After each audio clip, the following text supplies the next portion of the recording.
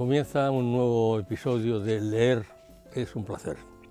Estamos en tiempos de tensión, tiempos de amargura, y yo creo que poner cara de tú y tratar de recordar cosas que merecen la pena, como que parezcan simples, pero yo quiero que ustedes las recuerden conmigo. ¿Quién no se puede sonreír por lo menos cuando dice paren el mundo que me bajo? ¿Quién no se puede sonreír cuando escucha aquello de que el matrimonio es la principal causa de divorcio? ¿Quién no se puede carcajear cuando dice bebo para ser interesantes a las demás personas? ¿Quién han sido protagonistas de un célebre camerino? Pues son los hermanos Marx. De eso vamos a hablar. Y para eso en este Leer es un placer hemos invitado a José Luis Atanes, que como siempre pues es un hombre específicamente concreto, específicamente serio, y que ha hecho un contenido realmente que lo van a disfrutar. Atención, Leer es un placer, lo tengo que decir, lo producimos aquí en la biblioteca de la ciudad de Las Burgas, la biblioteca NOS, lo emitimos por nuestra señal y lo pueden ustedes ver también en el canal 133 de R Televisión.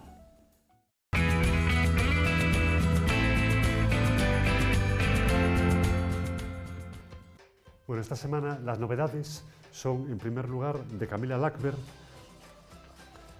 La Ambientalista, publicado esta vez en Editorial Planeta. En un parque de atracciones a las afueras de Estocolmo aparece el cuerpo de una joven asesinada de forma macabra, atravesada con múltiples escapadas dentro de una caja.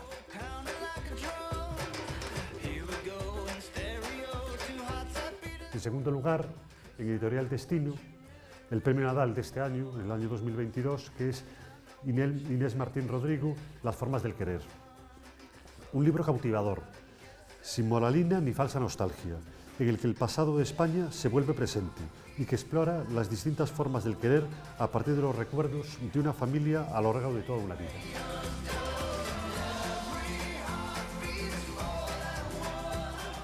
Y por último, en Editorial Planeta, de Baby Fernández, Cuentos afilados en noches extrañas y otras puñaladas. Baby Fernández viene a prender fuego a las conciencias. Tenían las manos sangrando por el tira y afloja. Estaban tan concentradas en ganar que no entendían que realmente cada uno tiraba hacia un lado porque quería acercar al otro.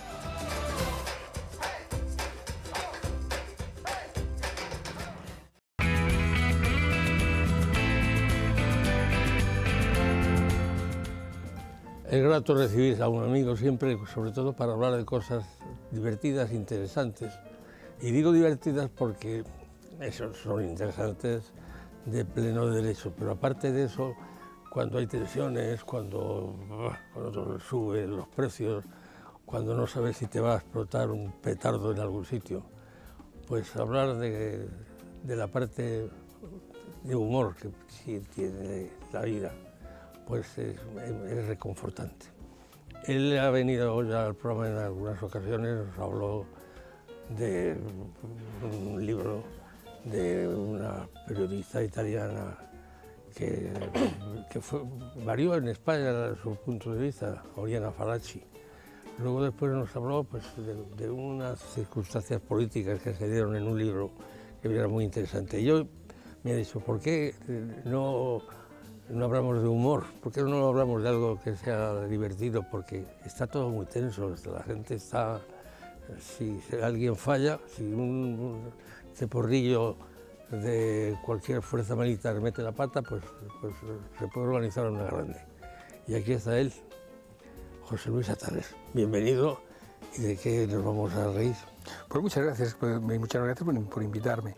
Vamos a reírnos un poquito con Groucho Marx. Ah, pues muy bien. El libro que traigo es Las cartas de Groucho Marx. No obstante, como tú bien dices, dada cómo está la situación, bueno, pues es bueno el bueno reír, es la mejor terapia. Para estos problemas es mejor reír. Bien, antes de hablar del libro en sí mismo, es obligado hablar un poco de lo que son los hermanos Marx, porque sin hablar de ellos tampoco podemos hablar de Groucho, es un general, ¿no? Los hermanos Marx, yo siempre digo que a pesar de que la historia dice de que es una familia alemana, de judía alemana, que se fue a Nueva York a principios del siglo pasado, del siglo XX, yo creo que algún ascendiente tenían, como luego veremos en sus frases, algún ascendiente tenían orensano, por las retrancas. Y yo creo que tenían que tenerlo, porque la retranca que tienen las frases y todo el humor que tiene Groucho y los demás, yo creo que tiene que tener algo anclado aquí en Orense. Yo creo que algo tiene que tener. Bien, bueno, pues hablar un poco vamos a hablar de Groucho en sí, hablar de que realmente fueron 6 hermanos. 7 hermanos. No, 6. 6. Uno murió con la gripe, de pequeñito. Otro era, le apodaban Gumo, por las gomas de los zapatos. Llevaba los zapatos muy engomados, entonces le pusieron los hermanos, le pusieron el apodo, Gumo. Tampoco apareció al principio en los vodevil que hacían, pero después en el cine no. Luego estaba el más joven, que se llamaba Cepo, le pusieron de nombre Cepo. Al principio era Cipo, no le gustó, y al final, bueno, acabó como Cepo. Que estuvo con ellos 5 películas, más o menos, 5 o 6 películas, luego ya también se retiró. Y los hermanos Marx, como tal hermanos Marx, pues son los que vemos como verdaderos cómicos, que son lo que era Groucho Marx, lo que era el Harpo y lo que era Chico. Ellos, evidentemente, eran motes. El Groucho Marx se llamaba Julius. Por luego veremos una de las cartas que tiene, que es simpática de todo, el por qué se llama Julius, por su padrino, por su Julius. Harpo se llamaba Adolf. Pero claro, cuando era el mudo, Harpo, ¿no? Bueno, lo de mudo vamos a dejarlo. No era mudo. No era mudo. No, no lo dejaban hablar. Es que eso era otra cosa. No lo dejaban hablar. Parece ser que su voz, al cambio del cine mudo al sonoro, no iba muy bien. Entonces agarraron y no lo dejaban hablar ni punto. Y este Harpo, que es el más todos tienen un gran talento musical, pero Harpo era el que tenía, era un maestro. Ese tocaba cualquier cosa, cualquier instrumento que le pusieran, cualquiera tocaba. Sí.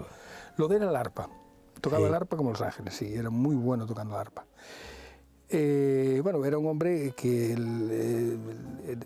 le pusieron, al principio se llamaba, el nombre de él era Adolf, pero claro, cuando a víspera de la Primera Guerra Mundial, lo alemán no se veía muy bien, él estaba en Estados Unidos, dijeron, bueno, vamos a cambiar por Arthur, que a lo mejor va mejor, y lo cambiaron el nombre por Arthur.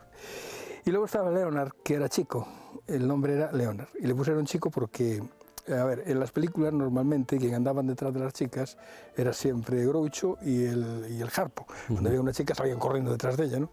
Pero en la realidad, quien andaba detrás de las chicas corriendo detrás de ellas era Chico. Y que al parecer tenía, bueno, por lo que dice, le cuenta la historia, que tenía bastante éxito con las mozas, ¿no? Bien, ese trío, porque era un trío, tenía también otra chica que trabajaba con ellos mucho, que luego veremos, que era la que sale en la película, creo que era Sopa de Ganso, en donde le pregunta a Groucho si tiene mucho dinero, quiere casarse con él, que le contestas a la segunda pregunta. sí, que era Margaret Dumont. Groucho decía que era porque como eran 5 primero, después 4, pero era 4 y después 3, decía que era la quinta hermana de los hermanos Marx, ¿no? Bien, de entre todo lo que tienen, lo que más se ve de ellos pues son anécdotas, como por ejemplo Chico tiene unas anécdotas estupendas, era un jugador, jugaba mucho a las cartas, lo de él era jugar a las cartas. Entonces algún día su padre era sastre y lo mandaba a hacer los recados. Y entre los recados que mandaba a hacer era llevar pantalones, llevar ropa hecha a la gente, ¿no? Y claro, un día iba con un pantalón en la mano, lo llamaron para jugar y se jugó el pantalón. Y lo perdió. Entonces volvió corriendo a casa a coger las tijeras de su padre para empeñarlas y volver a recuperar el pantalón, lo cual parece ser que recuperó. De las tijeras no dice nada porque sabe de dónde quedaron, pero vamos, el pantalón lo recuperó. Luego este hombre como músico le pegaba muy bien al piano, era muy buen pianista, pero tenía un estilo propio. Las clases de él decían que la madre le pagaba las clases a diario, creo que eran $4 por clase. Y el paisano iba una vez de cada 4, porque los $4 se lo jugaba, no daba llegado al sitio a tocar y se lo jugaba, ¿no? Era simpaticísimo, la verdad es que era simpaticísimo. Y bueno, pues aquí lo más define, por ejemplo, lo más conocido de los hermanos de lo que es Groucho son las frases. Yo aquí traigo unas cuantas, porque tiene infinidad de ellas, algunas que se conocen, como aquella que utilizaba mucho este político como era Rajoy, que decía, estos son mis principios y si no les gustan tengo otros, cosas de ese tipo. Luego es una frase que decía, es mejor estar callado y parecer tonto que hablar y despejar las dudas definitivamente. Para en el mundo que yo me bajo, muy conocida, que el matrimonio es la principal causa de divorcio. Nunca olvido una cara, pero en su caso estará encantado de hacer una excepción. Señora, que he pasado una noche estupenda, pero no ha sido esta. O sea, a ver, si te fijas, luego tiene una aquí un poco más abajo. ¿Eso es lo que decías tú, que tenía la pincelada orensana? Sí, sí, en esa retranca tiene una aquí abajo que es más, vamos, que lo define bastante bien. Dice, bebo para hacer interesantes a las demás personas. Citadme diciendo que me he citado mal. El hombre decía, a ver, sabía jugar muy bien con lo que habla y sabía muy bien lo que decía, pero muy bien lo que decía. Hay uno aquí que dice, cuando muera quiero que me incinere y el 10% de mis cenizas sean vertidas sobre mi representante. Si eso no tiene retranca, vamos. ¿A quién va a creer usted? ¿A mí o a sus propios ojos? Debo confesar que nací a una edad muy temprana. Desde el momento en que cogí, este también tiene una espina de narices, desde el momento en que cogí su libro me caí al suelo rodando de la risa. Algún día espero leerlo. Es genial. Disculpen si les llamo caballeros, pero es que no les conozco muy bien. Hijo mío, la felicidad está hecha de pequeñas cosas, un pequeño yate, una pequeña mansión, una pequeña fortuna. No reírse de nada es de tontos y reírse de todo es de estúpidos. O sea, es que si ves la retanca que tienes, analizando las frases, realmente tenía que ser de Orense. O sea, yo creo que no era de por allá, estoy convencido, pero bueno. Estuve tan ocupado escribiendo la crítica que nunca pude sentarme a leer el libro. Esta es genial, porque ocurre 100 veces en los críticos de libros, de cine y demás. Yo creo que muchos ni ven la película, sacan la crítica y tiramillas. Sí. Hay muchas cosas en la vida más importantes que el dinero, pero cuestan tanto. Bueno, disfrutando mucho con la obra de teatro, o pienso vivir para siempre o morir intentándolo. Luego tiene otras muchas más, que ellas son muy conocidas. La inteligencia militar es una contradicción en los términos. La política es el arte de buscar problemas, encontrarlos, hacer un diagnóstico falso y aplicar después los remedios equivocados. Y la verdad es que no se equivocaba mucho. Nunca. Bien, pues aquí tiene un montón de frases que conocemos, que se quiten las esposas del matrimonio y no habrá ningún divorcio. Claro.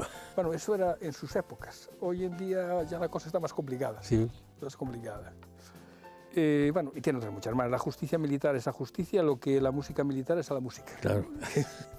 Y cosas de este tipo, tiene un montón de ellas. Ojalá la próxima vez que lo vea recuerde menos saludarlo. Y aquella muy famosa que es partiendo de la nada hemos alcanzado las más altas cotas de la miseria. Y otra, ¿por qué debería preocuparme por la posteridad? ¿Qué ha hecho la posteridad por mí? Bien, tiene un montón de ellas, un montón de frases que es lo que lo definen. Definen mucho el personaje, definen mucho su manera de pensar, su manera de ser, su carácter, todo. Este era un hombre al cual podemos definir como extravagante, como, vamos, improvisaba muy bien. Luego hablaremos de alguna improvisación, de algún detalle de una improvisación en un teatro. Era un hombre que era impredecible, o sea, no sabías por dónde iba a salir. Y era un hombre irreverente. Él vamos, que le daba igual. 8,88. ¿Qué pasa? Que era un hombre que era tan ingenioso que todo lo que decía llegaba a su interlocutor de una manera que tenía que reírse. No sé, era esa gracia que tiene, esa forma de decir las cosas. He hecho una anécdota, que estaban los hermanos Marx en un pueblo en Texas y de repente estaban actuando en un teatro, ¿no? Claro, bueno, en aquellas épocas, estamos hablando de los años 20, los teatros por allí de pueblecitos de esos, pues estaría, sabe Dios cómo estaba, metido allí un barracón y tal, ¿no? Y unas mulas o unas yeguas, unos caballos, hicieron allí mucho ruido y entonces Groucho se enfadó y empezó a decir que ese pueblo era un pueblo de cucarachas y un montón de improperios contra el pueblo. Y la gente, en vez de correrlo a gorrazos, se reía. Se estropeaba de la risa. Fue cuando se dieron cuenta que tenían que meter este tipo de sketch en el tema. Luego tenía una forma de improvisar. Hablaba un día Harpo, resulta que para picarlo estaban un día en un teatro, estaban trabajando, entonces le dijo a una rapazada del coro, le dijo, mira, échate a correr, y entonces él salía con su gracieta que tenía, la peluca rubia y tal, corriendo detrás de la chica, tal, para entrar en el escenario a ver qué hacía Groucho. Entonces Groucho se revuelve siempre con una frialdad tremenda, con una tranquilidad admirable y le decía, es la primera vez que veo un taxi corriendo detrás del cliente. Sí, cosas así, o sea, tenía cada salida de estas fenomenal. Groucho, como te decía, y ya como anécdota, es que no era mudo. ya te digo, no podía hablar, o sea, no lo dejaban hablar porque la voz no le encajaba muy bien en el tema. Entonces era un gran mimo, entonces lo encasillaron en ese papel. Entonces para hablar traía un montón de bocinas, Sí, claro. traía un montón de sketches dentro, sacaba de aquella gabardina, sacaba de todo. Un soplete, una plancha, una vela encendida por los dos lados, un huevo frito, cualquier cosa sacaba de allí. El tío era la simpatía que tenía. Luego la mímica era lo de él, se agarraba a la gente, le colocaba la pierna, o sea, era verdaderamente genial. Bien, de lo que es el libro en concreto, he cogido algunas cartas para hablar de ellas porque son muchísimas. Esto escribió hasta el presidente de gobierno de la época que tenían allá en Estados Unidos.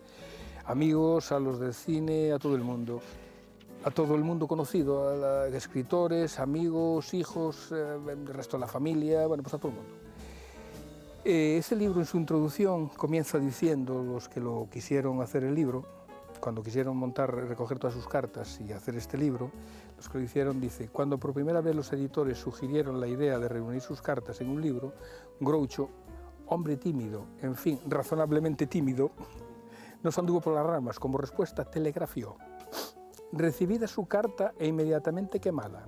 Prefiero que los extraños no husmeen en mi correspondencia. Lo discutiría con detalle, pero mi secretaria tiene una cita dentro de 5 minutos conmigo. Esa fue la respuesta que le dio en un telegrama, cuando le dijeron que quería verlos. Bien, pero no siempre su ingenio, evidentemente que era para el humor, siempre, pero también lo utilizaba en su defensa. O sea, a ver, aquí hay alguna de las cartas que tengo aquí, la que tengo. Una de las películas que hicieron los hermanos Marx fue una noche en Casablanca. Es una película, una de las escenas que tiene es que está él de recepcionista en un hotel y viene un señor con su señora y le monta un pifostie tremendo. Va diciendo el tío, usted no sabe quién está hablando, soy el presidente de todas las lavanderías de Marruecos. Y agarra el tío, saca la pechera y dice, láveme esto. Vas a hablar a lavar, ¿no? Bueno, un genio el tío. Y tuvo una batalla campal con la Warner Bros. ¿Por qué? Porque Humphrey Bogart y Ingrid Bergman habían rodado la Warner Bros. Con ellos Casablanca y había rodado hace poco. Entonces tenían una especie, ellos, la Warner Bros. Le decía que no podía nombrar el nombre de Casablanca en una película, en el cine, pues como si lo tuvieran ellos registrado o lo tuvieran ellos copyright, bueno, total que le montó. Entonces la contestación que le da realmente en lo que es la carta que le mandó es digna de leer. Es digna de leer porque es una defensa totalmente con su ingenio, los pone bonitos, los pone de verano. Bien, no solamente el tipo de cartas esta demuestra que no solamente su ingenio era para hacer humor, sino con ese ingenio que tenía se defendía tremendamente bien. Y ya en su vida privada tiene cartas a su hijo, tiene cartas, hay aquí una que es genial, que es cuando nació su hijo, buscaba un padrino. Entonces llamó a un amigo, le escribió una carta a un amigo, que comienza la carta diciendo: entre golpes de buena fortuna he estado jugueteando con la idea de convertirte en el padrino de mi inminente hijo. Sin embargo, antes de hacerlo oficial, me gustaría un informe notarial completo de tu activo. Ver cuánto tienes. No quiero repetir la desdichada experiencia que tuvieron mis padres a finales del siglo XIX. A ver, y luego le narra el cómo le nombraron a él un padrino, su tío, que pensaron que era rico, y resulta que lo tuvieron en casa, y luego no era rico. Entonces cuando tuvo que heredar, no heredó nada, ¿no? Entonces como que, oye, quiero que mi hijo herede o que tenga un padrino rico. Entonces es eso, que desarrolla todo lo que le ocurrió con su tío Julius, de ahí que ahí lo llamaran Julius. Hay otro tipo de cartas como lo hacía, por ejemplo, su hijo. Hay aquí una que selecciona unas cuantas, los que son. Estoy contento de tener noticias tuyas y saber que estás restablecido. Me complace saber que has encontrado una rica dama que quiere hospedarte mientras te recuperas. ¿Cómo tiene el dinero? ¿Es en joyas, valores o sencillamente en oro? Alguna noche, cuando estés forcejeando con ella a la luz de la luna, podrías averiguarlo. Hazlo discretamente, por el amor de Dios. No vayas a decirle bruscamente cuánta pasta tienes. Esa no sería la manera marciana. utiliza la diplomacia. En fin, lo dejaré todo en tus manos. En fin, un súper cachondo, ¿eh? Este hombre realmente, dentro de lo que es la comicidad, es uno de los más grandes genios. Yo por gusto, siempre tuve ahí una serie de gustos que tengo, tanto en música como en cine, pero más, bueno, en este caso el cine, siempre tuve en casa películas antiguas, películas de cine mudo y películas de estos señores como de Harold Joyce, del Gordo y el Flaco, de Charles Chaplin, de los hermanos Marx, etc. ¿no? Y tengo un hijo que se fue enganchando en el cine a base de esto, y hoy está haciendo estudios de cine, está estudiando el cine, gracias a que estaba toda la vida metido allí. Él repetía, hay un diálogo que siempre me acuerdo en la película, siempre me acuerdo de él, que en la película de Groucho Marx, que llegaba a la universidad. Entonces la escena empieza con él en un claustro de profesores, tiene que dar un discurso y ya empieza la primera escena, empieza afeitándose. Se está afeitando allí delante, todo afeitándose, ¿no? Termina de afeitarse y saca el puro, con su puro, nunca se lo saca de la boca, y de repente le dice lo que era el rector, va al rector, se acerca a él y de repente agarra y le puede decir al rector, póngame la toga, se coge por detrás y le pone la toga, ¿no? Y entonces le dice, aquí no se puede fumar. Y le dice el otro, se pone y le dice, ni puto caso, ¿no? Él sigue fumando, entonces el rector no sabe cómo decirle que tiene que soltar el cigarro. Y entonces le dice, los profesores le agradecerían que tirara su puro, que dejara su puro. Agarra al tío, se da media vuelta así con cara de sospecha, el tío. Los profesores no se apoderarán de mi cigarro. Es una escena que siempre mi hijo siempre le gustó mucho y tenía la costumbre vamos, que los diálogos se los... Bien, aquí hay seleccioné otra carta donde básicamente otra carta en donde manda a una chica, tiene una escena, le mandan una invitación para ir a tomar el té, una señora le manda una invitación para tomar el té y él le contesta, señorita Doquino, desearía poder aceptar su amable invitación para tomar el té con pastas, pero el proyecto en sí no es factible. Lógico ni sensato. Para empezar, estoy aproximadamente a 5.000 kilómetros de distancia y estoy atado por mi secretaria. Estas ataduras son muy fuertes, son casi tan sagradas como los lazos del matrimonio y por esta y otras muchas razones me veo imposibilitado de aceptar su amable y generosa invitación. Además, está lloviendo fuera y nunca voy a Nueva York cuando está lloviendo. O sea, una forma muy delicada de deshacerte de él. Es un verdadero genio, no podemos olvidar, hay unas escenas que son inolvidables, Sí, eso que son muchas veces... El que no haya ido al cine, pues no se reirá, pero el que haya ido al cine siempre tendrá el recuerdo de alguna película de los Marx, sí, que realmente han sido geniales, siempre. Es la memoria, vamos, es que no recuerdo ninguna de tantas como recuerdo. Porque recuerdo gags como los que tú has leído, que era lo que realmente le daba la gracia. Oye, pues ha sido un rato muy agradable charlar contigo. Hemos roto un poco la línea de siempre tus colaboraciones más serias y esta no es que no sea seria, esta es seria porque lo más difícil, lo más serio es hacer reír y hablar de aquellos genios que nos hicieron troncharnos de risa, es de lo más serio. Y de alguien sobre todo como este, que es una persona totalmente irreverente, totalmente que en otro caso sería ofensivo, y sin embargo, cada vez que dice una frase de esas es una frase genial, es una genialidad.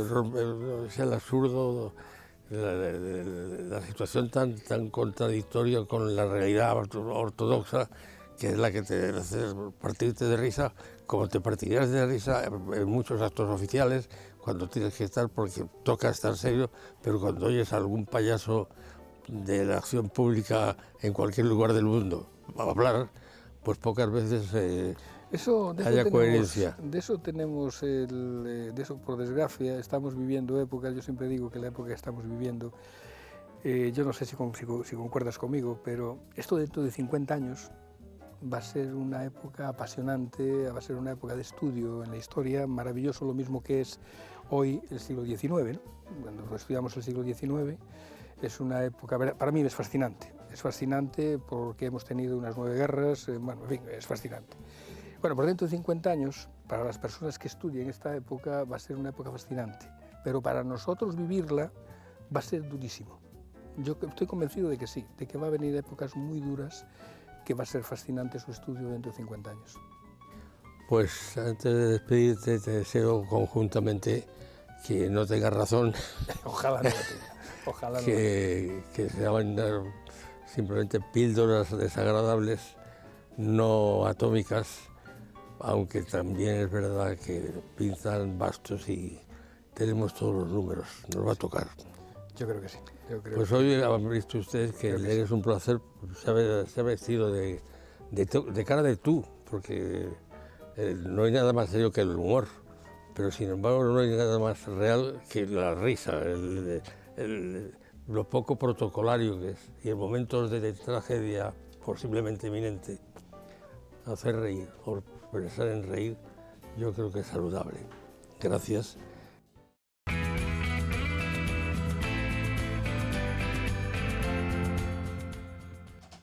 Bueno, esta semana los libros más vendidos son, en primer lugar, El Valle de los Arcángeles. En segundo lugar, de Javier Cercas, editorial Tusquets, El Castillo de Barbazul. Y por último, en Espasa, de Vicente Vallés, el premio novela del año 2022, Operación Kazán.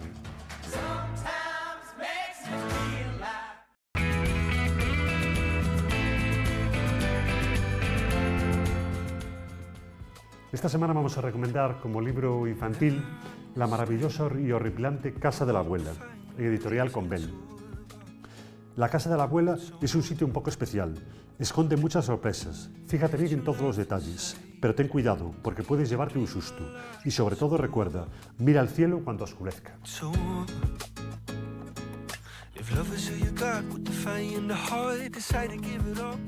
Leer es un placer, es un programa que pretende distraerles a ustedes y ayudar a que se aficionen a leer a sus hijos, sus parientes, porque ustedes ya leen, no me fallen.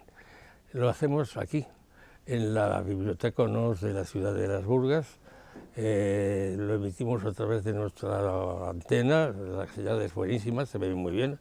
También hacer el favor de conectar el canal 133 de R Televisión, o si no, llevarse el aparatito, el ordenador, el teléfono y poner telemino.com y ahí estamos.